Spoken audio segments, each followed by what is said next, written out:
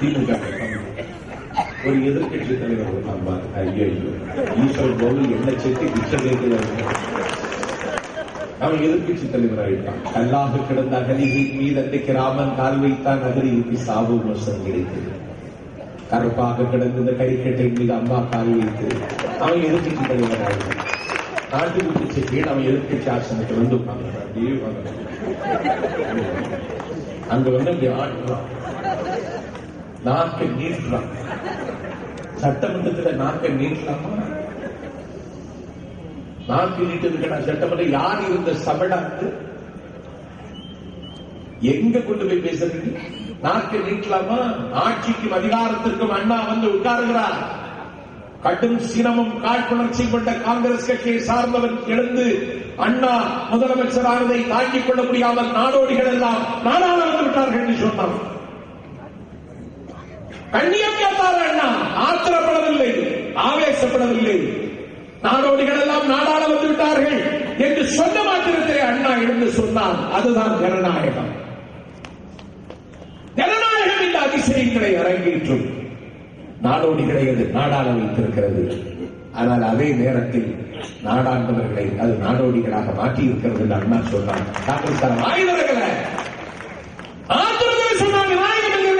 சட்டப்பேரவை உறுப்பினர் என்ன சொன்னார்?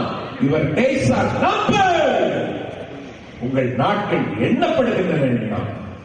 அண்ணா பார்த்தார், இவனா இதை கண்டுபிடிச்சிருக்க மாட்டான், எனக்கு சொந்த புத்தி கிடையாது, எனக்கு திருடியுமா. அண்ணாவுக்கு உடனே கிளிக் ஆகி ஷேக்ஸ்பியர் டிராமாவில் வர்ற quotation your days are numbered. அண்ணா அதே டிராமாவில் என்று சொன்னார். அவர் ஸ்டெப்ஸ் ஆர் மெஷர்ட், எங்கள் அடிகள் அளந்து பிடிக்கப்படுகின்றன என்றார். அதில் எதிர்கட்சி தலைவர் ஆயிட்டான். முல்லை பெரியார் பிரச்சனை சட்ட எதிர்கட்சி தலைவருக்கு அவ்வளவு பொறுப்பு இருக்கு. ஆளுங்கட்சிக்கு எதிர்கட்சியும் வந்து பேரலாம் போயிட்டு இருக்கணும். அப்பதான் ஒரு நாடு ஜனநாயகம் உயிரோடு.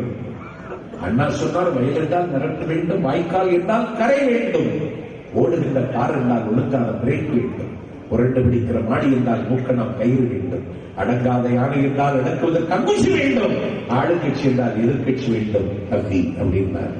ஆளுங்கட்சி சதை வடிவம் இருக்கிற சரித்திர கிழமையை நாம் ஆற்றப் போகிறோம். யமுனை கரையில் டெல்லி பட்டினத்தில் சென்ட் ஜார்ஜ் கோட்டையிலே இருக்கிற எங்கள் முதலமைச்சரை செங்கோட்டையிலே கொண்டு உட்கார வைப்பதற்கான யுத்தத்தில் சர்வதரியாக மணியமாவோம். பாசறைகளை பலப்படுத்துவோம், பாடிவீடுகளை தயார் செய்வோம், ஆயுதங்களை சேகரிப்போம். எது எவ்வளவு உயரத்தில் இருந்தாலும் அவரை எதிர்கொள்வதற்கு அதிகமாவோம். பகை எத்தனை சதி செய்தாலும் அந்த சதி செய்திகளை சாய்த்து சரித்திரம் படைப்போம். சரித்திரம் சுழலும் போதும், சமுத்திரம் குமரும் போதும், பொறுத்தவன் பொங்கும் போதும், பறித்தவன் ஆதிக்கத்தை பசித்தவன் எதிர்க்கும் போதும், மறுத்தவனும் எவனும் இல்லை, மறித்தவனும் எவனும் இல்லை என்கிற வரலாற்றை நாம் எழுதுவோம். தமிழ்நாட்டின் தலையிடத்தை தீர்மானித்த அம்மா அவர்கள் இந்தியாவின் தலையிடத்தை தீர்மானிக்கிற இடத்திற்கு அவரை கொண்டு வந்து தீர்வோம். இமயம் ஆச்சரியத்தோடு அம்மாவை பார்க்கிறது, வானம் அம்மாவை வழிபடுகிறது. எல்லா திசைகளும் இன்றைக்கு அம்மாவை இழுத்துக்கொண்டு ஆரம்பிக்க தொடங்கிவிட்டன. ஒன்றை சொல்லிவிடுகிறேன் உங்கள் முன்னால், அம்மாவுடைய புகழை விட ஒளிமிக்கதல்ல சூரியன், அம்மாவின் நாட்டுப்பற்றை விட ஆழமானதல்ல கடல்.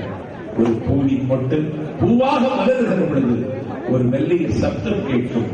அந்த சப்தத்தை ஒலிப்பதிவு செய்யக்கூடிய ஆற்றல் அண்டவிட்ட சராசரத்தை ஆட்டு நிற்கிற ஆண்டவனுக்கு கூட இல்லை.